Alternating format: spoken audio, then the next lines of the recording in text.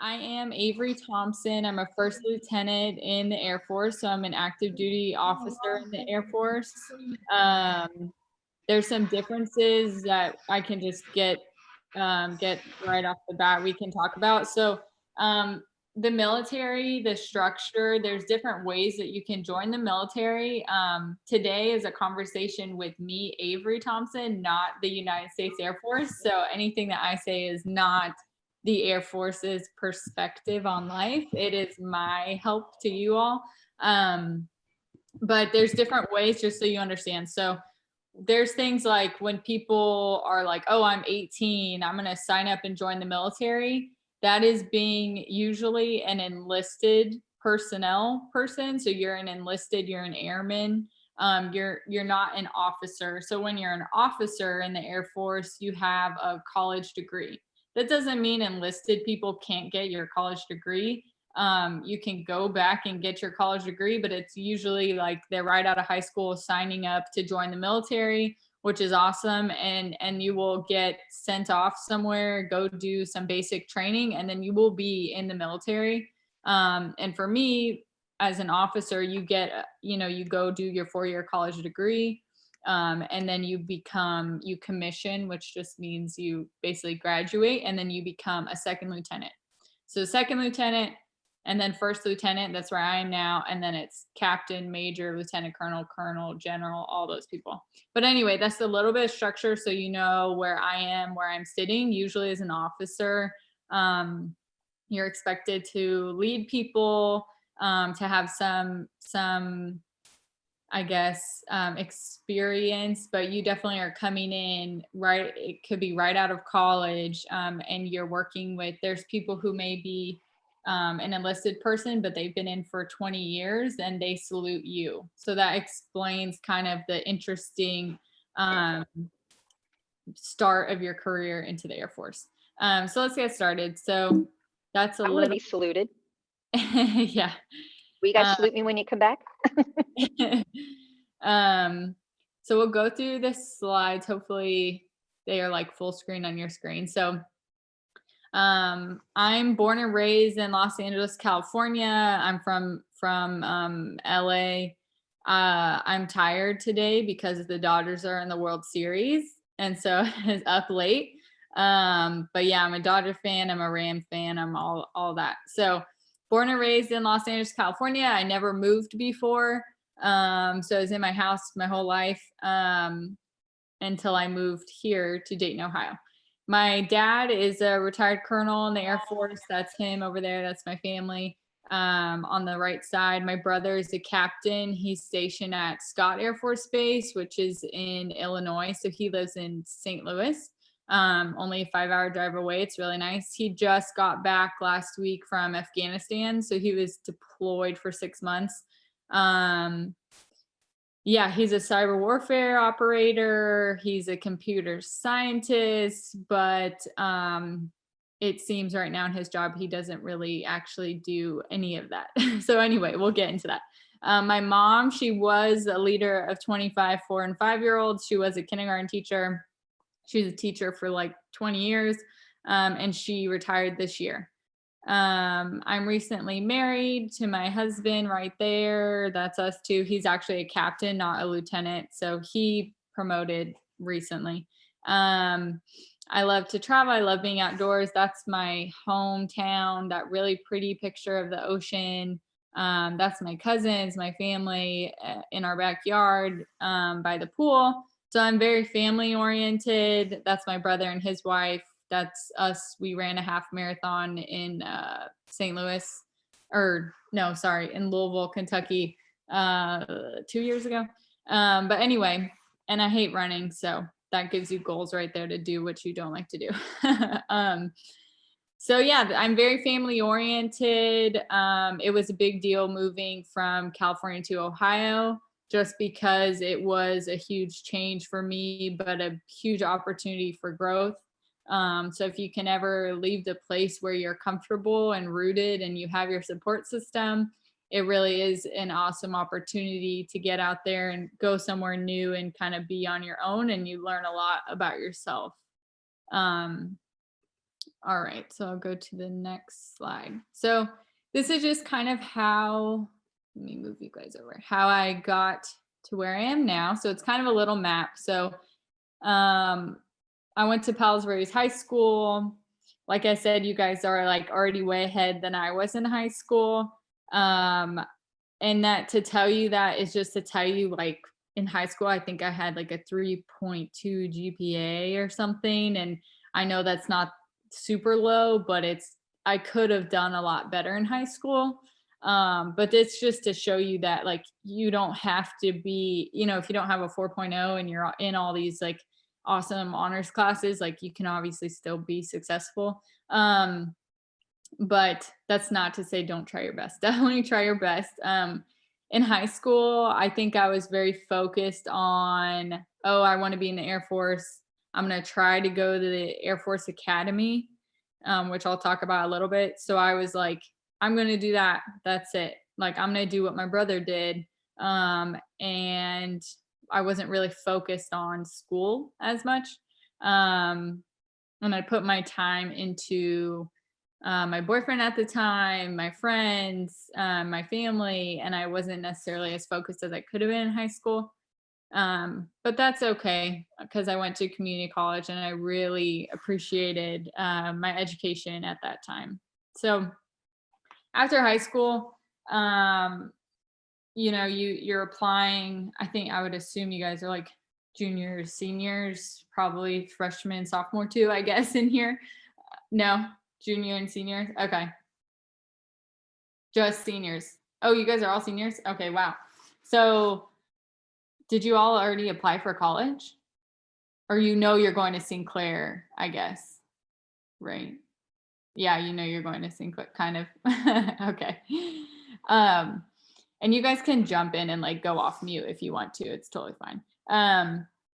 But yeah, so for me, when I applied to college, I just like didn't know what I wanted to do, which I don't think is out of the ordinary for someone that's in high school. I think when I was in high school, I was like, sure, I'll apply to Purdue. My parents went to Purdue. They're from Indiana. And so I was like, sure, I'll apply to Purdue for like a degree in liberal arts, because I didn't know what I wanted to do. And then I was like, oh, I could do psychology. I guess I'm kind of interested in that. But I didn't have the experience as a high school kid taking classes like that. So I didn't really know what I wanted to do. So I just knew that, yeah, I want to be in the Air Force. And that main drive was I wanted to help people. And I felt like the Air Force would allow me to help more people. And my dad was in, so I looked up to him. So anyway, in high school, I didn't have a clear picture on exactly what my plan was. I just knew one thing was I wanted to be in the Air Force, and that's what I was going to do. So when I applied to the Air Force Academy in high school, which is extremely difficult to get into, I kind of knew I probably wasn't going to get in because my GPA wasn't that high. My SAT scores weren't high. So I kind of knew that I was going to go to this place called Northwestern Preparatory School. So this is a prep school in California. There are 6 different prep schools for the military academies. So I know I told you you can be enlisted, you can be an officer.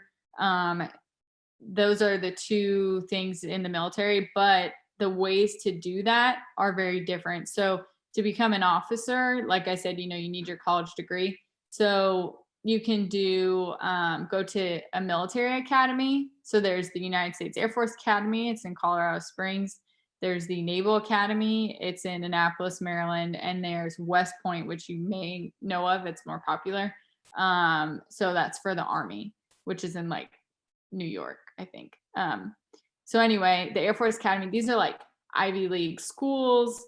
They're very selective. They're very hard to get into. And once you're there, it's 4 years of very intense, like, Ivy League education, curriculum, and then athletics. But also there's the military aspect where you're military all the time. So my brother went to the Air Force Academy. My husband went to the Air Force Academy. I did not go to the Air Force Academy, but we're all officers in the Air Force. So anyway, what my brother did was he went to Northwestern Prep School, but my brother out of high school had a 4.0 and was like an all-star, and he still didn't get into certain colleges and didn't get into the Air Force Academy right out of high school. And that was because the year that he was applying, there were budget cuts. There were all these things, which I'm sure you all have things that you're going to deal with the year that you apply to college. And there's COVID now too. So anyway, there's always something. And if you don't get into a school, it's not the end of the world. So anyway, I didn't get into the Air Force Academy right off the bat in high school. So I went to Northwestern Prep School. It's basically 3 months, like a semester of trying to become a better candidate. So you reapply to the academy. And I went there with people who went to the Naval Academy, and like we applied for different academies, but we were all there trying to become a better candidate. So you took the SAT a bunch more times, took the ACT, you worked out. It was like in the mountains, so I was dying of elevation. So it was a great experience. So I was there for a semester. I applied again to the Air Force Academy, and I did not get in the second time. But when you find out, you technically find out in like your spring semester. So you do the fall semester at the prep school, you come home, and then you get enrolled in community college because you're waiting to find out if you got into the Air Force Academy or whatever academy you apply to. So I had already started classes at community college while I was waiting to find out, and I didn't get in the second time. So I remember seeing the email, it was like the email of I didn't get in. And I think for 2 seconds I was bummed out, and maybe like one tear came down. But then right after that, it was like, okay, what's my plan B? So that night I remember going to bed thinking and being excited about like, okay, that didn't work out, but now I know that I want to get a job, and I do like community college. So I'm going to be at community college for 2 years, and I'm going to transfer. And I didn't know where I was going to transfer to yet. So it's like for you all when you go to St. Clair, like you will probably look to transferring to like a big, I don't know, Ohio State or something like that, a big 4-year college if you want to. So I got a job at In-N-Out Burger. I don't know if any of you guys have had that. It's like a California thing, but you probably know about it. So I hope you do. But so In-N-Out was my first job. I was at community college. I went to El Camino College in Torrance, California, but they also had a campus in Compton, California. So I was in Compton for a while. And it was awesome. I mean, I was working a lot. I learned a lot of things. I learned how to work a cash register. And I kind of saw this as like, hey, I probably won't have this opportunity again to work in fast food industry. So like, I'm going to embrace it and have fun with it. And it was awesome. I made a lot of friends. You learn how to interact with a lot of different people. So I mean, I know right now with COVID, I don't know how the job scene looks for you all, but definitely working and being as busy as possible is very helpful when you're going to community college. I would say just because it fills that empty time, and it also puts you on a schedule of knowing like, all right, I only have 2 hours to study for this test. Let's go. It's, I have to fit it in now. So I was definitely very motivated when I was at community college. And when I didn't get into the Air Force Academy, one thing that was a big, like probably the best thought I ever had was when I didn't get into the academy and I started community college, I was like, all right, I have 2 decisions, right? Or I have 1 decision, 2 choices, to be successful or to not be successful and continue, this comfortable life of living with my parents, living in my hometown, which that doesn't mean you're not successful. I'm just saying I had that choice, like it was all on me. And that was a big wake up call. And that's when I started community college and was like, I'm going to get straight A's. I'm going to transfer because now is the time. And it's all up to me, and it's all up to you guys on who you want to be really, and how far you want to go. You have that choice, especially when you turn 18 and it's like, okay, do I want to make money and move out? Do I want to stay here? What do I want to do? Do I want to stay home and save money? Your life all of a sudden is like, oh shoot, it's up to me now. So anyway, that's when I really started to take, my education more seriously. I took economics classes and business classes, and that's when I thankfully fell in love with econ. And I knew I was going to do economics wherever I went to school. So I got really lucky. I think that was like my first semester, second semester at community college, that I was like, oh, I know what I want to do. And I also took sociology and psychology classes and knew that I 100% did not want to do that. So community college, it's awesome that you guys are going to go there because it gives you a chance to realize what you really want to do. And then you don't waste time at a very expensive big school doing something that you hate, which I have a friend who did that, and it's not great. Okay, so yeah, and then I transferred to UCLA. So I finished all my general ed classes at community college. I got 2 associate's degrees, one in like business administration and one in economics. And then I transferred to UCLA, graduated in 2017 with my Bachelor of Arts in Economics and a minor in accounting. And so this is something like you always want to apply yourself.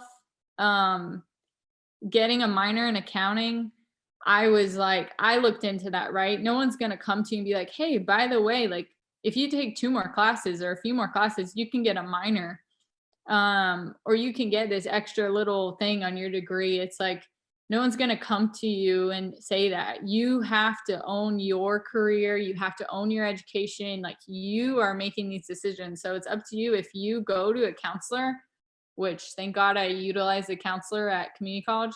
If you go to them and you're like, I want to do this, this, this. And if they're not helpful, go to another counselor, but they should be pretty helpful.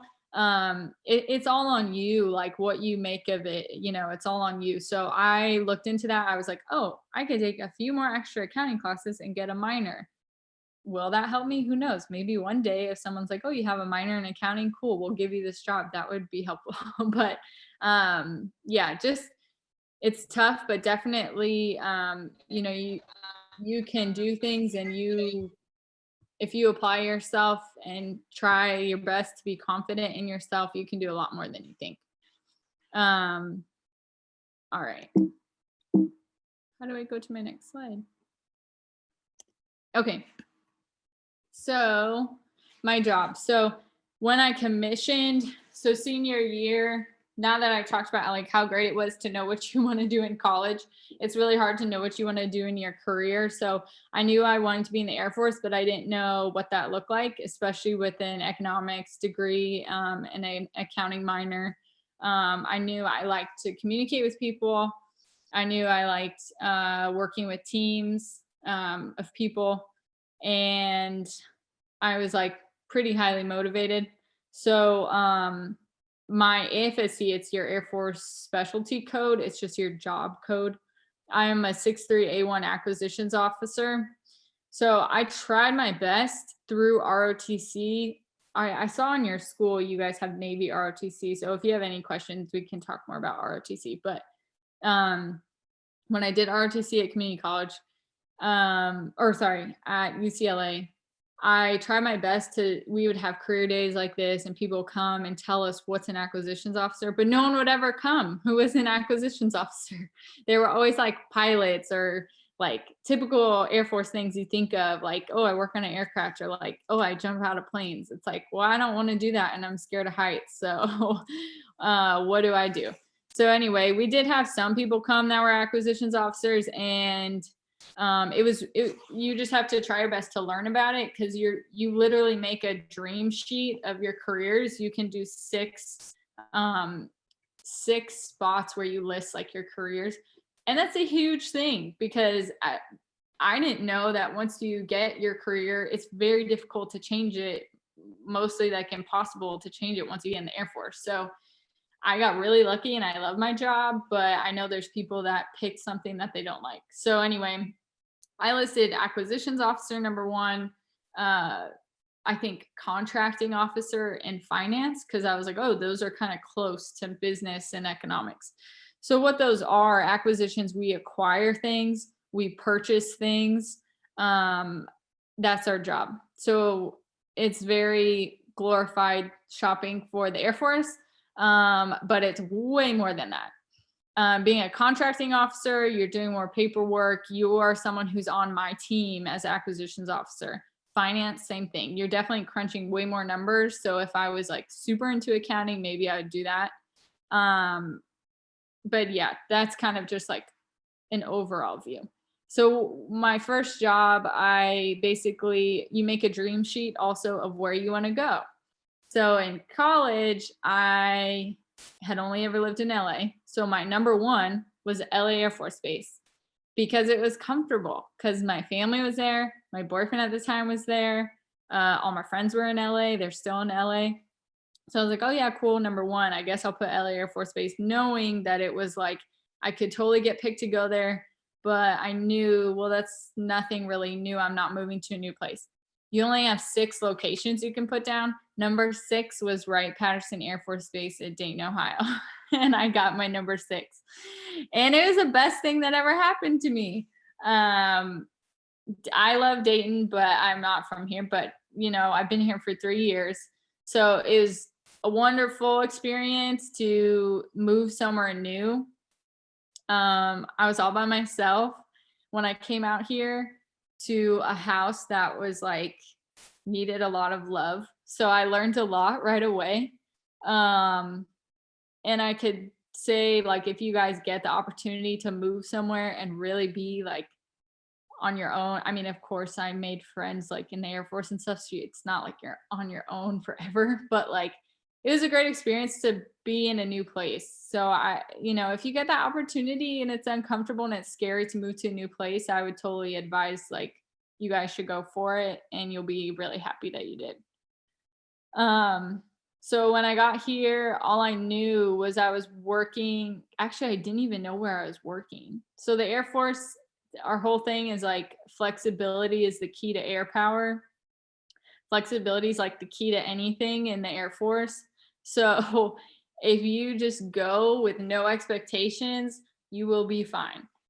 So I showed up here. I didn't know who I was supposed to meet up with. I knew the date and the time that I had to show up to Wright-Pat.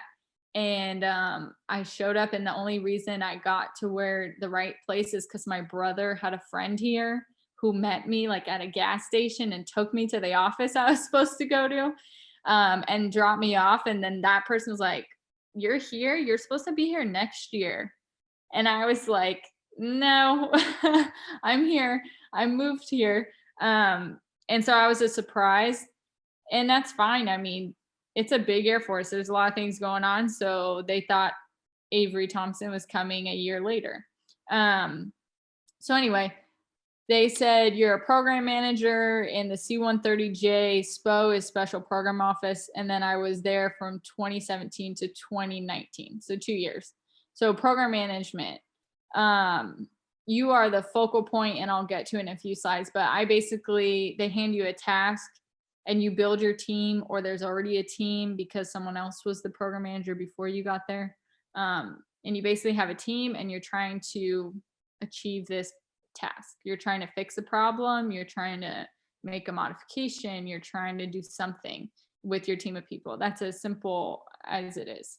Or that's a simple explanation. So that's the C-130J right there. It's usually not what you see flying over your house in Dayton. You'll see a C-17, so big carrier aircraft. It's a aircraft. So I It was an awesome first office. It's a huge platform. So it's a huge program office to work in, meaning I'm little Lieutenant Avery Thomson. I'm going to come in there, work on these small programs. Like there's programs to, oh, they need a new or they need a new coffee pot. That's like a huge one they always talk about in the aircraft. Well, that could take like 5 years to update and to get a new coffee pot, and it's super expensive. And there's things like that. So when I say it's a huge platform, it's really big programs where you're a little tiny piece of the puzzle trying to make things happen. So anyway, there were modifications that need to happen to the aircraft. And in the 2 years I was there, none of them went through to get on contract. One, I worked a program for 2 years and then it got canceled after I left. And then the second one got on contract like 6 months after I left. So it can just, you're a part of the puzzle, but it was an awesome place to learn. I learned a lot. It was a great first office for me. So now I'm still at Wright Pat, but you have the opportunity to move to different offices for growth. So now I'm in the Egress and Survival branch and the Air Force Uniform Office. So Egress and Survival, egress means to get out. So it's like ejection seats. It's totally different than working on, what I worked on as the aircraft is C-130. Now I'm doing ejection seats and buying survival equipment and all of these things for anything in the Air Force. So it's totally different job. That flexibility comes back. You're learning all the time. Yeah. And then the Air Force Uniform Office, where I primarily am, I was kind of like half and half for both. I got to go to the Air Force Uniform Office because there wasn't enough work going on really in the Egress and Survival branch for me. So the Air Force Uniform Office is still, it falls under my current office. Sorry, this is very detailed and probably doesn't make sense. But anyway, I kind of work in two offices. Air Force Uniform Office is totally different. We work to develop all uniforms in the Air Force and now in the Space Force. So I have some pictures of that, but we're creating like the first ever maternity flight suit. We're creating all different kinds of things. We updated the workout, the physical training gear that hadn't been updated in 16 years. So we're doing a lot of things for uniforms to make them more comfortable for our warfighters. So it's really cool. It's totally different. Did I do uniform stuff in college? No. Do I even know how to sew? No, I don't know how to sew, but I probably should learn, but I'm not that person. I'm the person in that office who brings these people together to say, hey, you're the fabricator person. Like, how is this going? Are you sewing the prototypes? How is that going? So you're really the focal point. You're the communicator, you're the leader of the team. So that's what a program manager is. I recently graduated with my MBA from Wright State University. So I started that about 6 months after I got here. I knew I wanted to get my master's. So I got that from Wright State this year. I graduated in May and we didn't have a ceremony, obviously. And then on the outside of work and school, I'm a volunteer for Big Brothers and Big Sisters of America here in Dayton. My big sister is my little sister is 14. So I've been doing that for 2 years. And then I don't know if you all know, I spelled SIXA. Did I spell it right? Or is it? Yeah, maybe the S and C, I need to switch. No, I think that's right. I volunteer there every week. I just walk the dogs. It's a shelter. And that's it's great to help the dogs, but it really is for me because we don't have a dog and I love seeing the animals. So I just walk them. So some pictures. That's the C-130 up there, the mobility director. It's what I worked under in C-130. It's just a picture of our coin. And then that little like gray or black and white little thing above the Wright State emblem is our acquisitions badge. So that's right there. So once you do like your little tech school training, you get your acquisitions badge and then your acquisitions officer, for sure, an acquisitions officer. Wright State, obviously, there's my little thing. And then on the right, that was actually, I volunteered with the same thing that I'm volunteering with now, Wizards of Wright, that program. was awesome. It's an outreach program. This one was like, I taught, I think, how to blow a bubble in like science to little first graders or kindergarten. I can't remember, but that was something that's like, I saw that call come out, same as this call to volunteer. And you know, if you want to get involved, it's up to you. So it was awesome. It was fun to see the kids. I was nervous because I'm like, I don't know, I need to learn the science. I don't know it. But it was really fun. And then down the right corner, that's Japan. So one of the coolest, or the coolest thing at the C-130 office was I got the opportunity to go on a business trip to Japan for a week. So that's Tokyo. And that's one of the perks. We'll talk pros and cons because I know you guys want to talk about that of a job, but that was for sure a perk. Like I got to go to Tokyo. I was there for only like a week, but it was awesome. And I love Japan. If anyone ever gets to go there, it's the best place in the world. And yeah, so that was definitely a perk. And the way I got to do that was by working on a program. And I think I kind of just asked, like jokingly, is there a chance that I could go on this trip? And then I got to go. So always ask questions. And then to the left of that picture is me, obviously a selfie there outside of a C-17, the big aircraft that you guys probably see flying around Dayton. So that was just like a field trip day. But for me, we'll go to the next slide. I usually work in an office. So being in an aircraft is always fun. So the next slide, being a program manager, and hopefully you guys are still awake and I'm not boring you to death, but being a PM. So our mission is always to support the warfighter. We're like a normal desk job.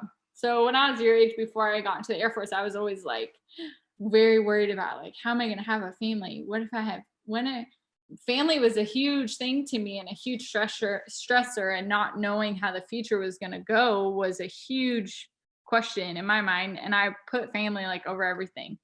So I was always nervous. Like, am I going to have time? What if when I have kids, when can I take that? Where will they go when I work all day? So looking back, obviously those stresses, like I didn't need to be freaking out, but, and you all, I don't know if you think about that this day and age, but I would just say like, let life happen. It's okay. But anyway, so being a PM, it's a desk job really for me, like, you know, and I'll go into it kind of on the next slide of what it's really like. But it's like a normal 8 to 4 kind of job. So our mission is to always support the warfighter. So like in the first picture, you see that's an ejection going out. I did have a cool video. You could go on YouTube and just look at like Air Force ejection. And I had no idea what an ejection seat, what that looked like, how violent ejecting from an aircraft can be, and how intense it is on your body, which makes sense now. But anyway, there's some cool videos out there, but we are supporting them. Like my job is to make sure their ejection seat, you know, works if that's the program that I'm on, or make sure it's comfortable, make sure that they have the right straps on that aren't going to cut into their body and hurt them when they're trying to fly an aircraft. So that's kind of your little piece of the puzzle. You're maybe not out there shooting at bad guys, but you're definitely a huge part of the mission. So I put there responsible for executing programs on a daily basis. I kind of explained already, you're given a problem, a need, a requirement. Maybe it's like this little modification that needs to happen on the C-130, which is down in the right corner. That's piece of software I worked on for 2 years that I had to update. Obviously, I'm not a software engineer, so I wasn't doing it, but my team, we're trying to update that. So that was the thing I worked on in the bottom right corner. That was a little update that needed to happen for the C-130 that hadn't been updated in like 17 years. And those are the tasks. Like you can get any little problem like that you bring people together to figure out. I put right there, you lead others, you do, you know, you come into a meeting or whatever it is with your team, and they're looking at you. So think about that when you guys go into work, and this applies wherever, like, you know, if you guys go into military or don't, this is going to apply, because if you start your job right after college, you'll be early 20s, and it can feel awkward. Like you go in and you're the youngest person there, maybe, or for me, youngest female, and I was in a room with a lot of older people who had worked there for a really long time, or older gentlemen. And I think someone like on my first day was like, oh, call me like sweetie or something. And it was very endearing, like my grandfather or something. But I knew right there, like, okay, how you have to come in and now they're looking to you for what to do. So you have to balance like getting people's respects, but also being like, you don't want to be bossy or something. So, it's very those soft skills that I don't know, maybe you guys will have like a leadership class or something, but soft skills are extremely important. And it's interesting and fun for you to kind of navigate through when you first get to wherever you guys go in your job on, working with different people, how to gain respect, but also be a peer, how to be someone that they want to come to talk to. And you also want to be like laid back probably and cool. You don't want to be someone that they don't want to come to work for. So wherever you guys go, it'll probably be interesting and very different. And all I could give you advice on there is to embrace it and always take a deep breath. But so the next bullet, so yeah, you're the focal point for all activities and you're responsible for your program. And a program or product or project manager, that's not specific to the military. Like there's plenty of jobs out in the world where you can do this. So you can, like any of you can work at Amazon and be a project manager, or Microsoft or Google or any company, and do this job. So if you are interested in it, it's pretty cool. Up in the right corner, that's I worked on that parachute, or it's not a parachute, but that it looks like a parachute coming out of the back of that aircraft. It slows it down. I worked on that. So that just shows you like the flexibility of the different things you can do. And you don't have to be the expert on them, because obviously I'm not the expert on that. So the next slide, I kind of already went over this a little bit, the logistics of being a PM, what a day is actually like. So I said you work in a cube farm. So cubicles, I don't know if you guys have seen any of that before, but you can Google like a cubicle, probably in like office movies or like The Office, the show. It's kind of like that. So I wake up, I check my emails. You hold meetings, you attend other meetings. Now a lot of stuff's like virtual because of COVID, so we're doing that. And this is just to give you, like, when I was in your seat, I remember being like, okay, but what's an actual day like? And this is my actual day. You create documents, goals, objectives, like you're the focal point for where that program's going to go. So you're making the schedule, you're working with your team to figure out what they need. You're really like the deciding factor on if something's going to get done or if it's not going to get done. And then one thing I do a lot is brief leadership. So for you all, like public speaking, I mean, I'm doing this right now because I love to interact with you all and help out any way that I can, because I know how it feels to be in your seat. But it's also to help me get more comfortable public speaking. Granted, it's virtual, but if public speaking is uncomfortable for you, I would just say, like, whatever you're uncomfortable with, sign up for as many opportunities as you can for that, especially public speaking. And I think in high school, we didn't really do many presentations and stuff, but I was definitely nervous if we ever did one. And it kind of got better. Like in community college, we definitely had to brief some projects and stuff. But I remember in community college, there was this guy that stood up, and I was in the front row of my business. It was like an accounting class. and this guy turned gray and like green, and I thought he was going to puke on me in the front row. And that's like, community college is a place to, you're learning how to talk to people. So it's definitely like, take any opportunity you can, because in the future, wherever you work, like, you will have to talk to other people, and there could be situations where you need to tell your boss something or brief your boss. And obviously eye contact and all those things, it's nice to get those out of the way. I think in community college too, I took like a public speaking class, and they would film us and then show us what we look like. So yeah, so it was definitely interesting. The next one I have is so logistics of being a PM is different than leading a team of people, and you don't have to be in the military to lead people. I think like the best thing for me, what I've always done is try to look at myself and be like, am I someone that I would want to work with or work for? Like, being at In-N-Out, that was my first experience with different managers or bosses, and one of them was horrible, and she made every day like the worst day, and I didn't want to work there anymore. And I knew, it was a bad situation, but I hope you all, try to take some positives away from any situation. But man, that was hard to find positives with that one. But it was kind of like, okay, well, at least I know now what I don't want to be like as a manager or a boss or a leader. But I did have some awesome managers who, yeah, they made me want to come to work, and they made me want to work hard for them and hit our goals and sell as many French fries as possible. Like, that was awesome. So I think, knowing your people is the first bullet I have there.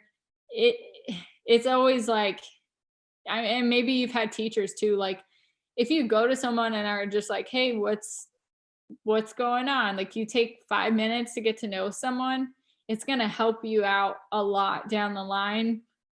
Especially when, maybe that person's late to work consistently. I think there's like a famous story out there that the Air Force always tells, but there's like, someone's late to work constantly, and then maybe you're the boss, you're like, oh man, this person is so lame, they're always late.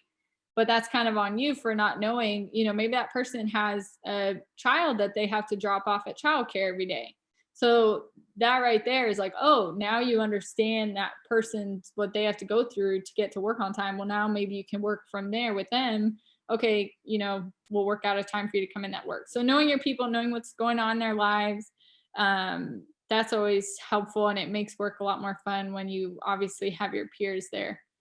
The next one I put is have humility. So this is another like pro and con kind of thing. I think the best thing for me has always been that I am never afraid to say, like, in a room full of people, experienced people, hey, I don't know what's going on, or why do we do that? Always saying like, I'm not the smartest person in the room. That's why you have your team members. That's totally okay to say. And I think people value that a lot more than you coming in and acting like you know everything. And then it gets down the line, and then maybe it comes out, oh, you actually didn't know the answer, and now you screwed everyone over on the program or something like that. That's a piece of advice that can transfer into any job that you guys go out and do, is always to, if you don't know the answer, that's okay. But if you continue to work, knowing that you don't know the answer, and then you make mistakes down the line, that's definitely not okay. So having humility and being able to say like, hey, I'm not the smartest person here, can you guys help me? People will value that, especially as a leader, when you show them that you don't know everything. The rest of these, you want to create an environment for people to be able to communicate and ask questions and feel safe doing that. I've had programs where you work with people and they just make you like, you feel embarrassed to ask something, or maybe they're like, I had one meeting, and this is like very awkward situation. Two very smart people who had been in their job for a really, really long time were obviously arguing in the meeting, and I had to be like in the middle and say like, hey, that we can't have that happen, because now it makes people like not want to ask questions or not feel safe to communicate and get involved. So the way I handled that was, after I had them both stay in there, and I did have to talk to them. Like, I knew very well that, yeah, maybe I'm like 20 years younger than you and only been in this job for a year, but I know that we can't have that kind of interaction, and especially not in my meeting. And that's where, like, whatever job you guys go do, like, know that you're there for a reason. Know that you got that job. So now you own that job, and it's up to you how it's going to go. So I knew, like, hey, I'm supposed to be here. And I don't like what's happening in my meeting. So I had every right to say, like, that's not cool. You know, we can't do that. So anyway, long way to say, like, you always want to be in an environment where people feel okay to offer their feedback.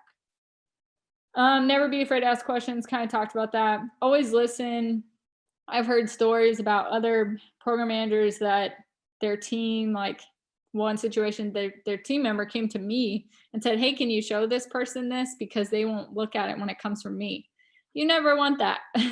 You never want a team where they don't want to help out anymore because you don't listen and they know that you don't appreciate what they're giving you. So you definitely want to avoid that. Always be listening to people, what's going on, and appreciate other people's time. So this is kind of like a good thing and bad thing for me, because I think I'm a little impatient. And I get very uncomfortable when a meeting's going on and I know there's people sitting in there that could be doing something else. So just to be aware of people's times. I'm sure you all have had teachers, which I hated in school, where it's like they have and maybe you'll see this in college, but they have like a 2.5-hour lecture time, and they get through all their stuff in 30 minutes. And then they're like, but we'll stay because we have the time. And that to me is just like, if you have nothing to do, I have things to do, you know? So just try your best to be aware, like, you know, people's times or time, and yeah, it's very helpful. And set the expectation and standard that kind of goes anywhere in your life. In my first office, there was a young guy that came in, and he was like right out of college like I was, but I was at my 2 years in that office. So I knew some things, and he was coming in right out of college, and he wasn't in the military, because you don't have to be in the military to work at a military base. I hope you know, or you probably don't know, which is okay. And I can answer questions about that, being a government civilian. But anyway, this guy came in, he was a young government civilian, right out of college, and he acted like a frat boy all the time. Sorry, I'm pulling up you guys' questions on my other computer. So he came in and he set this expectation and he set this standard for himself. He wore like football jerseys on Fridays when no one even said we're going to start doing casual Friday and wear football jerseys. Like, he kind of set this standard, and that is okay to be fun and to be laid back and to be easygoing. But on the back end, you know, you want to be able to know, like, yeah, but I can show my stuff. Like, I'm a strong worker or that kind of stuff. And this guy, he wasn't. He was still learning, and he knew very little, which was fine. But he set this expectation for himself that other people, or this image of himself, that he wasn't to be taken seriously.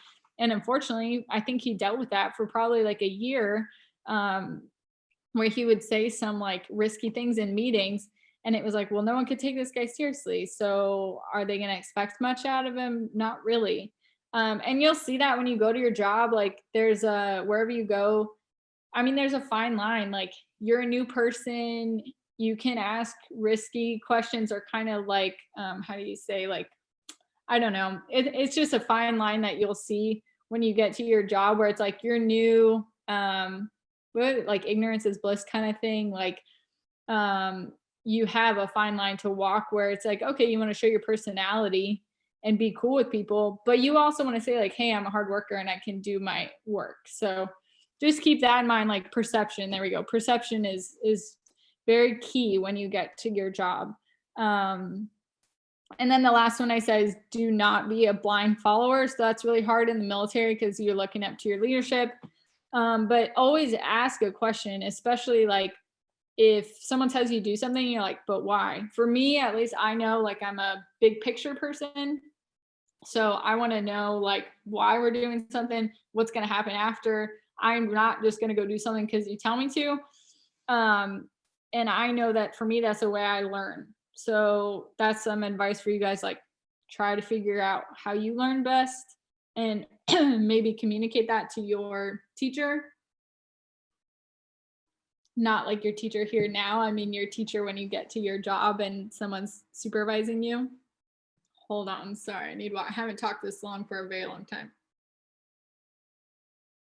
All right. Yeah, just like know yourself, which I think I talk about later. Oh, that's my next one. Okay, so what's next for me? So I'm moving in April to Kirtland Air Force Base in Albuquerque, New Mexico. So my husband and I are both going to New Mexico, which is awesome because we'll be together, which is most of the time likely for officers. They'll keep you together. So what happens when I move? So I go to like a new office, new base, but I'm still the same career field. I will still be a program manager. Not necessarily like I will still be a PM because that's where I'm going, but you're not always like, if I picked, they're called like a hot job. If I got a hot job and got to go to Hawaii, I would not be like a program manager. I would be like a whatever they need me to do out there. So that's kind of something you'll like learn about if you're looking into the military. 1 second, guys. Oh, sorry. And I know that I'll work in a Space Force unit. So that's all I know. I'll still be in the Air Force, but it'll be now a Space Force base. So that's all I know. So flexibility, right? Like I'll kind of show up and see what office they put me in and try my best. For my future, oh, and that's a picture of New Mexico right there, Albuquerque. So that's where I'm going. My future plans, I think it'd be awesome to live overseas, but it's a balance. Like part of me some days is like, yeah, I really want to go try to live in Germany. And then part of me some days is like, oh my gosh, I can't leave my family that's in the US. Like that's just a balance of where you want to go in your life. My future plans also to get my project management professional certification. So wherever you guys go, like if you go into accounting after school, like you're not done unless you want to be learning, right? So for like accounting, you can get your certified public CPA, certified public accountant certification. I don't know what it is, but or your license. That's extremely difficult and selective, but that's awesome if you get that. It obviously just like opens the doors for more jobs. So that's like an accounting one. Program management or project management is your PMP certification. So it's just something, it's like a big test that you study for, pay for. And then they have it for like engineering, etc. I do have my MBA, but I think it'd be awesome to get my master's in economics. If the Air Force allows me to be a full-time student and pays for it, that would be great. I'm not sick, I swear, it's just talking. And then we don't have a dog yet or kids, and I really want a dog, and that's the kind of dog I want right there. A little bull terrier with like the target dog with the giant nose. So that's another thing. All you guys are probably thinking, yeah, I see on Instagram and Facebook that dogs look cute and everyone has a dog. Dogs are a ton of work and they're expensive, and you think about that before you guys go adopt an animal and before you get a job, because it's like having a baby, which I don't have either, but it's a life that you have to take care of. So that's also my advice to you, because I see a lot of people, you know, military people will go move somewhere new and then they get a dog, and it's like, well, now you can't go on little trips on the weekend because you have a dog that you need to watch and come home and feed. So anyway, that's my 2 cents to you on getting a dog. Wait until you're like ready. And then active duty or reserve. So that's a question, or that's something we could talk about if you're really into the military and want to learn about it. But there's different options. Like my dad, the reason we stayed in LA forever is because, so my dad did ROTC at Purdue. He actually went, his first job was here too at Wright Pat, and then he went to LA Air Force Base. And then my mom was like, I think both my parents were like, we're done moving. And my dad got into the reserves. So the reserves is like, you're kind of like a part-time active duty person, like once a month or maybe every 2 months or something like that. You will have a duty to go uphold, and you will belong to like a certain base. So my dad, I remember when I was little, like every 2 weeks he had to fly to Colorado because that was where the base that owned him, his reserve duty, he had to go there and do work. But he worked for companies on the outside. So he worked for like SAIC. It's like, I don't know if you know what that is, but you can work for anyone. Like I could work for Amazon and still be in the reserves. And a lot of companies most companies have the understanding that if you're a reserve member, they will give you like the week that you have to leave working at Amazon, you will go do your reserve duty. So that's something that like my brother is he wants to transition into the reserves. My husband probably will after New Mexico, and I may do that down the line, but I'm still happy in my Air Force career. So I can definitely, like, if you guys ever want more information on the military, we can totally talk about that. Let me see. Okay, so I pulled up your guys' questions. I have them on my other computer, so I won't share them here, but do you guys have anything right now that you want to talk about more before we get into the questions, or like anything on the slides that you have questions or comments? I know this is kind of off topic, but why that certain dog? Wait, say it again. What was the last part? Why a bull terrier? I don't know. I love all dogs, and I honestly, because he's like different or he or she, whatever, is like different looking. And my husband was like, oh yeah, I've always wanted a bull terrier. So I was like, sure, let's do that one day. And my husband, like, we like sports, whatever, like he loves old baseball names. So like it's funny when you look at like old school like baseball nicknames and stuff. So our dog's going to be named Mordecai one day, which is super crazy and sounds like a transformer, but you guys could take that name if you want to, but yeah. So just a random, he's a cute dog. Any other questions before we go into the questions you guys sent over?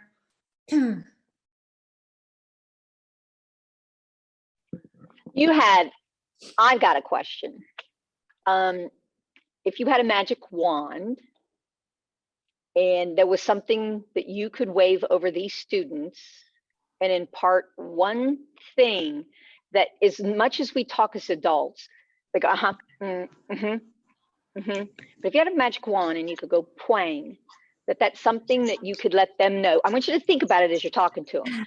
What would that one thing be that you would say to them that you go, if you get anything else out of this, the one key takeaway I want you to hear is, I like you, I don't like you, talk to your mom, don't talk. Yeah, because we didn't listen. I didn't. So it's that thing that you try. Yeah. Yeah, I'll definitely think about it. And it's tough to pick one thing because I mean, I'm only 26. So you guys are like not that far away, but I remember being, your whole life, some people will be like, you set a timeline for yourself, and some people do, some people don't. So I remember being like, oh, I think a long time ago, you're like, oh, when I'm like 22, I'm gonna be engaged, or like something crazy like that.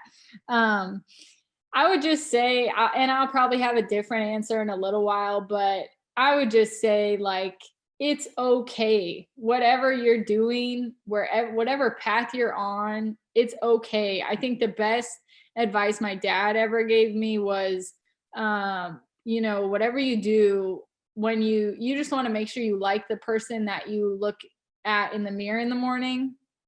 And that was like so simple, great advice. And it was like, yeah, you're right. Like, do you like what you're doing? Do you like who you're dating? Do you like how you feel? You know, and I think relationships are a huge thing in my life. And, you know, having an identity too, which I think I'm not as clued in to like TikTok and the life of social media, but I would say it's a different world than when I grew up. I mean, I think my first phone was like a rumor, and it was like, that was when like flip phones and like razors were out, and you guys are probably like even too young for that. I don't know, but like you definitely grew up in a total tech generation, and you will hear that all the time. And when you guys go get a job, you will hear like, oh, you're Gen whatever, or people will put you into these things. Just know that like you are not defined by anything specific.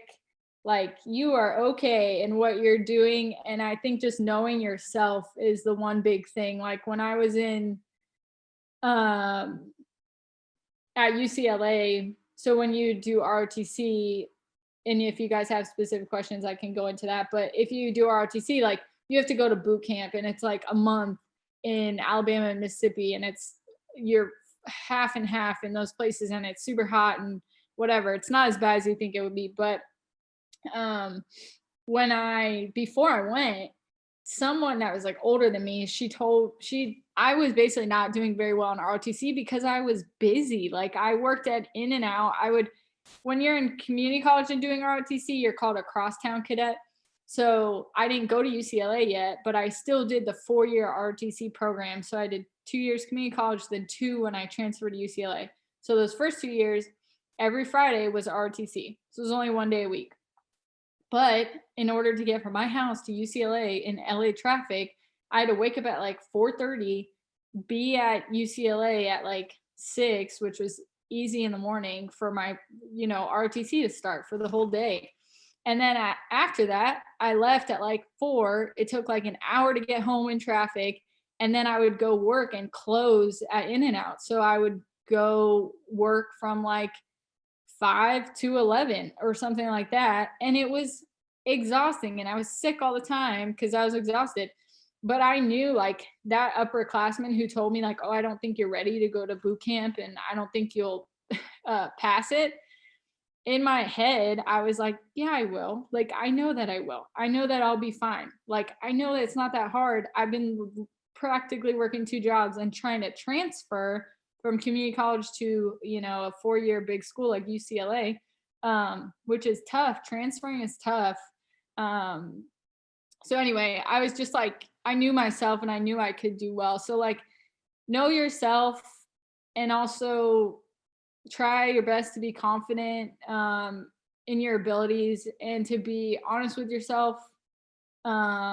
Like in high school when I took physics and I knew I wasn't going to do well, like be honest with yourself. But also don't ever be like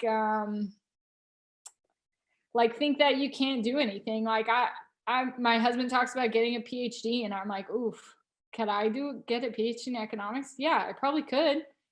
I definitely could, but it's like having that confidence in yourself. Like you can do these things, you are capable. You can always learn new things. I'm trying to learn Spanish. It's tough. I haven't been great at it, but like you can do things. So that answer might change, but that's kind of my magic wand to know that like whatever path you're on, as long as you're focused, you know what you're doing, you know what you want to do, like you could do it. All right, so we'll jump into the questions you guys asked.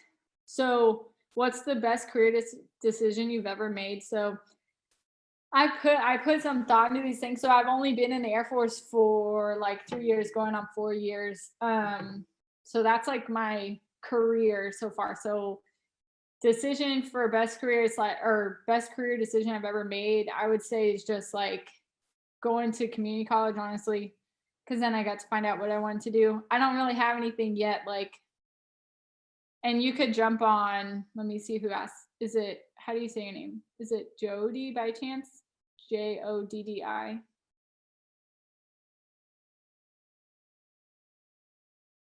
Are they on here? Jody Jody didn't charge his Chromebook. So I got an email from him. Yeah, he came in initially into the meeting. Next thing I know, he's not on there. And then I got an email from him saying, he's one of my rock star football players. We got city championships and his head is there. So he didn't charge, he didn't charge his Chromebook. So I kind of expected him to jump back on, but he probably, I don't know. Yeah. So no, that was Jody's. That's okay. Yeah. So, I mean, if he like best career decision, I would just say, yeah, trying to figure out exactly what you want to do. So like, I think I talk about it later, but I'll tell you about my one friend that she did not follow what she wanted to do. And we could talk about that. What's the worst career decision you ever made? Kind of the same thing. I put TBD when I was thinking about it because I'm so new to my career. I really haven't, I mean, of course, yeah, I make little mistakes where you get like a slap on the wrist, but I don't think I've made huge life altering career decisions that were like failures or great things yet. I think actually I would say number one, the best career decision, you always like, if you're somewhere, if you guys are working somewhere and you're not being challenged and you're bored and you don't have a clear direction of like what you should be doing, always ask. Like, and that's kind of my thing too. Like, never be afraid to ask questions. Like, ask your supervisor, like, hey, is there something more I could be doing? Or, but you always want to frame it correctly, right? Like, communication is a huge thing.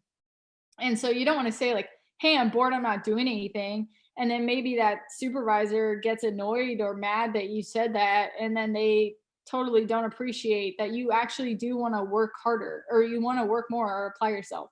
So when I got to move over to the Air Force uniform office, that was because I had asked like, oh, are there other programs you all need help on? Or I saw that, oh, there's only one program manager in the Air Force uniform office. Can I go help him?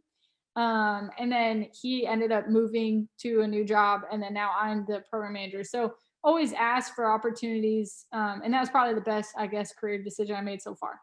But worst, I could say, yeah, like, I don't think I have any so far. Hopefully I don't ever, but there is definitely like people you learn from, worst career decisions they've made. And one, it's not like the worst decision ever, but there is a program manager I know that is that guy where it's like he came in and was kind of had that attitude of being like a know-it-all. And I try to help him many times and I'm like, it's okay if you don't know, like you're brand new, like I can help you. And he'd be like, no, I know what that is. Well, then it gets down the line and like no one wants to help that guy. So you don't want to do that. Like if you don't know, you don't know, and that's okay. All right, the next one, what would you be doing if you were me now? What I put. So you guys are all seniors, you said? Okay. So what was I doing as a senior? I was trying to think like, what was I doing at that time and what I wish I was doing at that time. So as a senior, I think, you focus on like the fun events that you have, like prom, which is like whatever, and all that kind of stuff going on as a senior. But I think what I wish I were doing was looking more into like careers and what's out there, and that is very hard because you don't know where to look. So I would advise you like go look at like Indeed.com. Glassdoor is not good. These are things that will show you like jobs, and I can help you guys out. Like if you ever want to just be on like Zoom or FaceTime or whatever, and you want to look at jobs together, and maybe like I can explain some to you. Like I'm totally open to helping you guys out if you want like a mentor or whatever. But yeah, I would like scroll around Indeed or like look at different locations, you know, different opportunities. Like there's a company called Audible. I think they do like podcasts and stuff. And so like my husband, he's an engineer. He did engineering in college. Well, now he really realized he doesn't want to be an engineer and wants to be an operations analyst, like data analyst. And that's numbers and like looking at statistics and maybe like if you've seen like Moneyball, like sports, you know, everyone's doing data analytics now. So he's super interested in that. He kind of realized he was really interested in it late in the game after college, but that's okay. He's going to make a career change.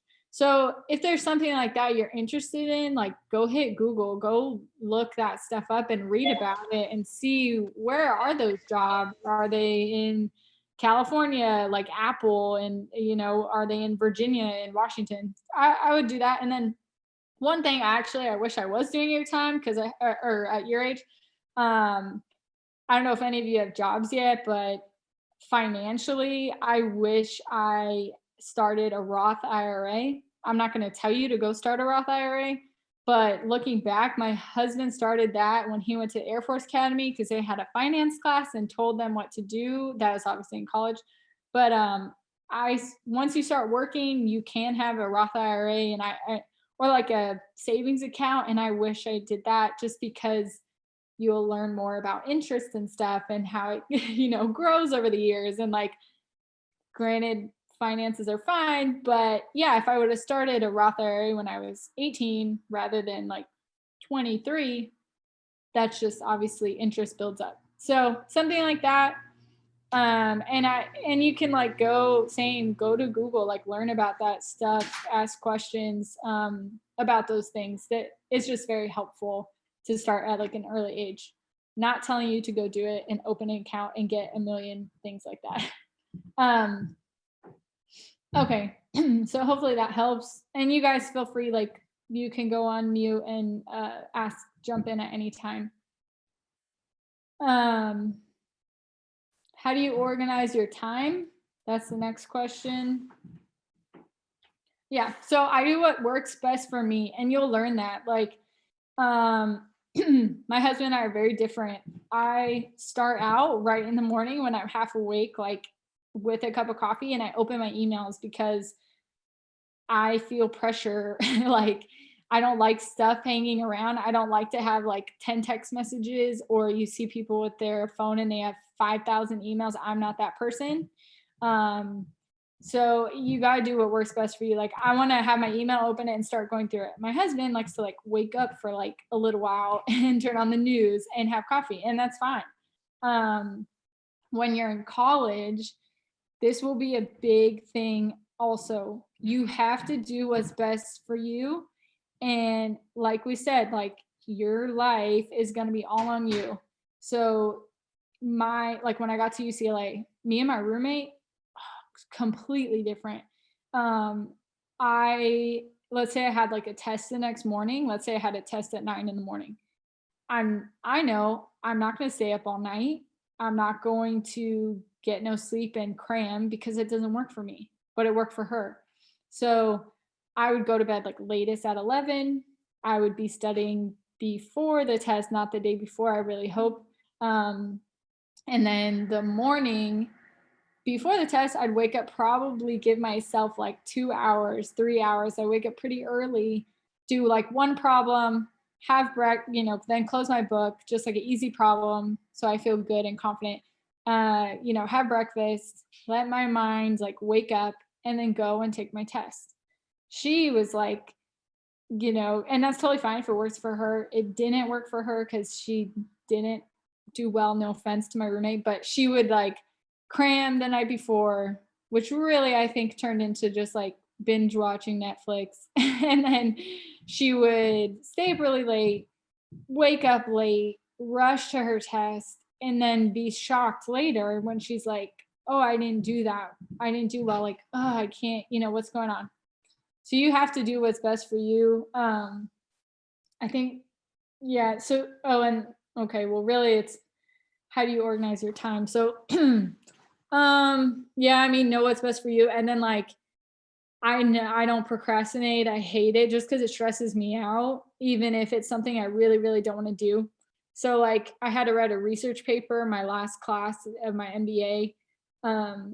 Excuse me. And it's like no one wants to write a paper. Like it takes forever. But I feel like I knew I had to do it. So I'm like, all right. And I just set my brain on the mode of like, let's do this one task for like 2 hours and then let's come back in like a few days and work on it again. And then you realize like it's kind of the same with anything in your life, like you have the control. So it's like, and that's something my dad always taught me too, like you have the control. So it's like I control this right now. Like if I want to knock this out, like let's knock it out. It's just one little task. And I think when you make it smaller in your head, it kind of makes it easier to get to and to do. Did any of you guys really take in that advice? I think that's probably, we write essays in here, and it is, even in 12th grade, and then some of them are taking the English composition along. So the thing is about budgeting time. It's really kind of about making you empowered, that you control your own destiny. So if you decide that you want to write a paper, instead of procrastinating on it, get some ideas down, get an outline down, walk away from it. Nobody says you have to sit there and do the whole paper at the very single instant. That is very, very good advice, because there's probably times, and I could be wrong, but I bet you the job that you have in acquisitions, that you can't do something, it's on hold because you're waiting on someone else. You really have a deadline and you want to push through. You don't want to procrastinate, but sometimes it's out of your control. So the only thing you can control is, okay, I can't do this because I'm waiting on someone else. What else is on my list to do? What else can I chunk? What else can I tackle for a little bit while till I can come back to that?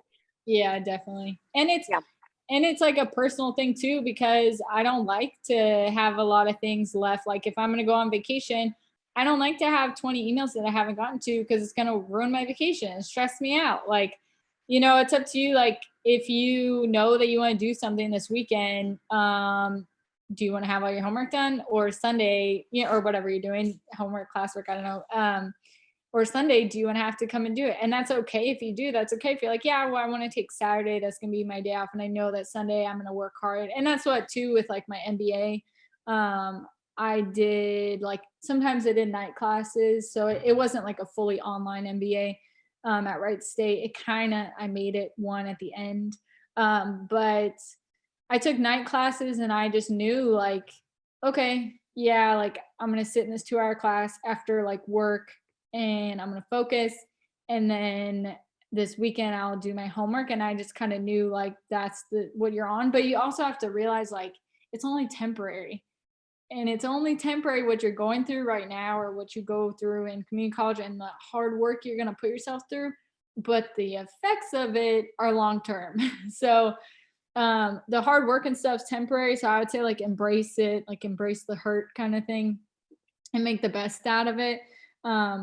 Because it's kind of your time, like to prove yourself, and you guys have all the tools to make yourself like the best you can be. So why not? Like your investment is you. Anyway, I feel like I'm like an infomercial now, trying to tell you to live a great life. But I really do want to be helpful. Like if you guys have any questions, or after this, I'm open. I love like trying to help anyone out. So so the next one was like, what do you think is your greatest strength? So I think I put down like, and I could send these to you guys too if you want, but I put that my greatest strength, I think, is empathy and communication, but then I also put humility. So it's kind of a lot. So I put, but now see, I'm thinking being like inquisitive could be the greatest thing. So you do, when I say empathy, like you do want to be empathetic towards other people's situations in life, like, and that could be tough. Like let's say like we're working towards this deadline, and like I'm working really hard, and I need my team like to work really hard too. And let's say there's one person that's like not pulling their weight. Well, instantly your natural reaction is to be like, man, come on, like why can't you work harder? Like what's going on? But then same thing with like knowing your people and communicating. maybe that person had something happen this week. Maybe that person can't. And like, and then maybe, you know, you want to have empathy, because if you shoot back like a rude email or something like that, well, now you think that person wants to open up to you. And then, and that's like something, you know, that you'll see like obviously in any job, but like having empathy for other people, or like understanding like, okay, they live a totally different life. Like me, I have a different background. I'm from LA. That's different. When you're here in Ohio, like people live a different life. Like, or there's people who I meet that live, you know, they're from totally different place, from Texas. It's like, you just have to kind of be aware of like, everyone has lived their own life and is in a different place. So I think being aware of that, and then like communicating, and never being afraid to ask questions will help you guys a lot. You also want to like know your audience. That's something that people will say, like, you want to know the people where you can slip in like a funny joke to, and then you want to know the people that you cannot joke around, or like the bosses that you want to look very professional or be professional around. So I'd say like know your audience, and that will help you also with communicating and stuff like that, because you want people to know that like you're capable, and you know, you probably want to be taken seriously when you guys go on interviews or something like that. Like, it's good to be friendly and joke around, but as long as you can back that up with like, yeah, but I know how to work and do my job. What do you think your greatest weakness is? That's the next question. These are also questions that you guys will probably get in an interview. I've worked other jobs. I worked as like a hostess at a bar, and I worked at a 4-star resort as like a pool waitress. And I went through different interviews with that, and you will get like, what's your strength? What's your weakness? And I think, let me see, I put my weakness, I'm impatient, and I also don't have the best body language at times. So I remember when I got to my first job, my supervisor was like awesome. And he told me one time, like we left a meeting, and he's like, Avery, you got to control your facial reactions. And I didn't like roll my eyes or anything, but you could just tell on my face that I was annoyed, or I was like, oh my gosh, what's this person saying? You know, like I let that come through on my face. And I think I still do it sometimes. And especially now in a virtual world with meetings and stuff, like you have to be very careful. So I would say like body language is important, and it's something to think about, because maybe you could be thinking like, man, I'm annoyed, I got so many things to do, I don't want to listen to this person speak, but when you show it on your face, that's not good. So that's probably my weakness. And then like, yeah, being impatient, that's caused me sometimes, like when someone's talking, and that's another thing, you can tell it on my face sometimes when someone's talking, and I'm like, I know what you're gonna say, like hurry up, we got meetings to go to, like come on. And that's not good. Like, you want to show people that you're listening, and you actually want to listen, and that doesn't mean like hearing someone but thinking the answer in your head. That means actually like, okay, yeah, I see what you're saying. So it's really tough, and you'll do it your whole life. But I think being a listener is like, it's difficult. So let me see here. Oh, so the next question is like, how do you make decisions at work today? So is it Alon? Is that how you say the name? If you want to, if I don't answer that, like, let me know exactly what you're trying to ask. But I put making decisions is tricky. And I said, you always want to reread things and like take a deep breath when you get an email. Thankfully, I've never ever responded out of impulse to an email with that like I didn't like or something. Sometimes you'll run into like people who have been in their job for a really long time, and maybe they've been like, when I was in C-130, there was someone I worked with who she had been like, she was just kind of beat down from her job, and she was pretty negative, and it was difficult to work with that kind of person. And this is the same with empathy. Like instantly I took it as like, oh man, she's really rude, or like she hates this. She doesn't want to be here. She doesn't like me. She thinks I'm not capable. All these things. But Yep. then as I got to know the person, it was like, oh, she's gone through a lot at this job, and like she hasn't been listened to, and that's affected her in her workplace, and that's why it's negative. So like, you know, from those, this is kind of long, but basically I'm just saying like she would send a lot of emails where it's like, oh, that wasn't very nice. And it's like you always want to take a deep breath and like maybe vent in like a Word document, and just don't, you know, never send an email that you're gonna regret like 2 seconds later. And that's the same with like texting. Anything that you know you don't want it to be like permanent there. Maybe you have a difficult conversation with someone over the phone, or you say something that was out of like emotional response over a phone. I would say best advice there is like always be the bigger person and call back and say like, hey, look, I was angry. Or the next day, like get closure on situations like that. Like, you know, it's your character that's in question, and you always want to be the bigger person and just come back and be like, hey, you know, that was because this is going on, my apologies, all that stuff. So making decisions at work, I think also, you know, it's based off experience too. So maybe this question, like maybe you have something more detailed in mind, but basically, a lot of things at first, I was like, oh, let me check with my supervisor or my boss. Like, can I do this? Can I do this? And you kind of learn like after a while, like, okay, yeah, you know what to do. But you also learn like to your boss, like, oh, they need to be included on this discussion, something like that. But there's times still like you can take a gamble on stuff.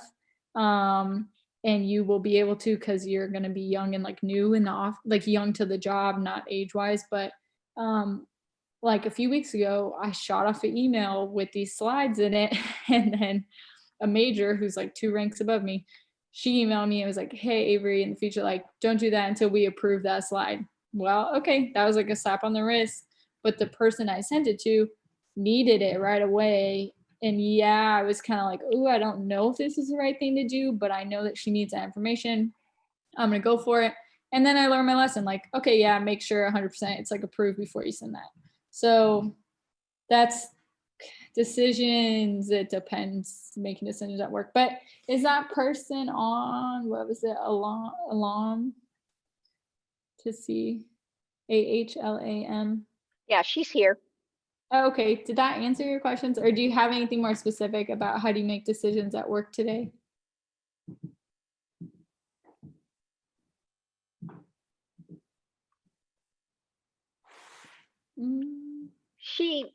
She's one. I don't know what she's one that she was using her own personal computer and she was having severe trouble. We did checkouts to students, and some of the students took the Dayton Public ones and some didn't. So yesterday, some of the kids had, from this first time I've seen her all week, is because she was having some computer problems. So I don't even see her face, but it could be that she's crashing. We have a lot of that. The bandwidth is a very big problem. So alarm. She didn't answer anything in first period either. So that's okay. Yeah, and if she want, like, I mean, you know, you all can always. I kind of think that you hit it with how she phrased it with the today. You know, how do you make decisions? You made decisions in the past, and it talks about it in your slides. So I think she's looking at, you know, now that you have these credentials, you know, what's it like to make decisions for you today? I think that's where she's at. Yeah. So I think it sounds good. Oh, and also another thing that, this is random, but kind of made me think of, like, just because I got a degree in econ doesn't mean every day of my life I like know everything about economics.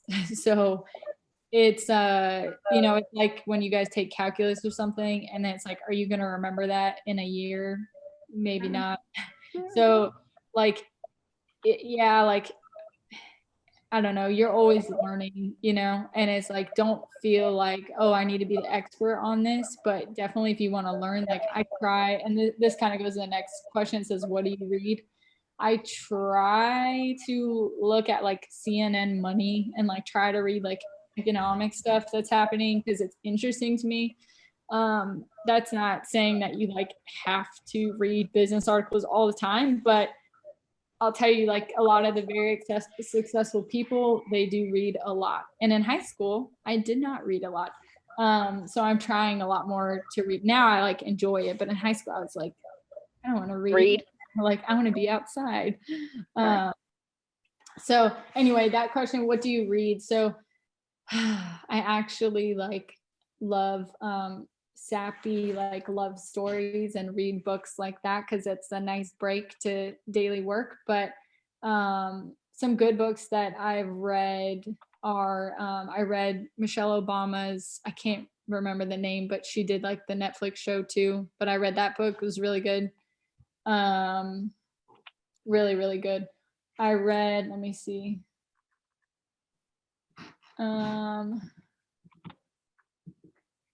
Yeah, I just put here like, yeah, definitely being educated is like a huge strength, like in all aspects of life, definitely, and that gives you more to talk about. I'm actually right now reading Kitchen Confidential by Anthony Bourdain, just as like a fun read, but it's just interesting, learn about something new.